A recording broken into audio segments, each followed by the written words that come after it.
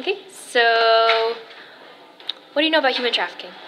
Okay, so human trafficking is an epidemic. It's very prevalent among mostly women, but it happens to females and males. And it's basically when there's a person who lures somebody to a location because of a certain want or desire of this person, and usually the person is unaware of what's occurring, and they're stuck in a situation in which they're enslaved. So it's a form of modern day slavery, and they're unable to have control over themselves because of this person and the situation that they're stuck in. Okay, thank you. What's your knowledge on human trafficking in the state of Florida?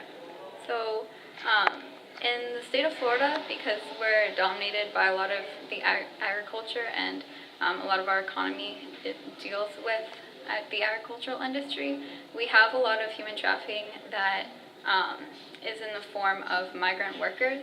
So, especially from Latin America, there are a lot of people who are brought to America to pick certain crops, and that's what they're told they'll be doing. Just go on a farm, pick crops, and that will be their source of income. They'll be able to raise their family there, and life seems great, but really then they're stuck in this situation with sometimes really abusive people.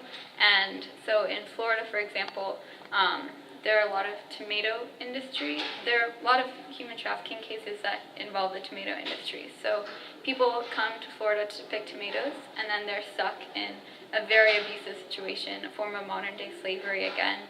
And it's just a perpetual cycle, and sometimes they're unable to be released off that farm and out of those conditions. Okay, thank you.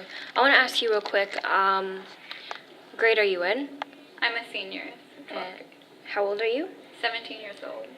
And what is your involvement in human trafficking? I'm sorry, I just want you to tell the camera. Okay, so I do a lot of activism with, it's called the Coalition of Immokalee Workers and the Fair Food Movement. So I work to promote human rights and promote corporate social responsibility in the agricultural industry. So in Florida, for example, I deal a lot with tomato industry, and that's why I was knowledgeable about human trafficking in this industry. And I work to have corporations sign on to programs which hold the corporations accountable for ensuring human rights for their farm workers. And this deals a lot with human trafficking because we raise a lot of awareness and promote autonomy and empower the farm workers to stand up for themselves so that we can end the cycle of human trafficking. Okay, thank you. So what are your opinions on public safety among teenagers, just in general? So I think it's really important that teenagers have a voice and are really empowered to stand up for themselves.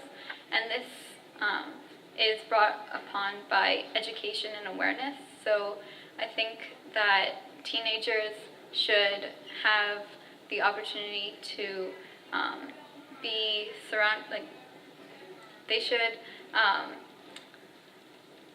have opportunities to go through educational programs that make them aware of the prevalence of human trafficking and sexual abuse, because as teenagers we're very vulnerable and susceptible to abuse in relationships that we're not always aware of, and usually we have an attitude that it won't happen to us, but the prevalence among teenagers is very, very high. So it's so important just to have education and awareness among youth so that we can prevent abusive relationships and prevent maybe future human trafficking.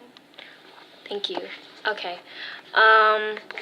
So I'm going to tell you about a program. In Port St. Lucie, there is this program that the West Palm Beach Coalition and the Treasure Coast Coalition Against Human Trafficking, they're part of it. They're instilling an awareness program within the school for teachers and administrators and staff, in which they're teaching them and looking for signs within students of withdrawal, and basically students that are showing signs that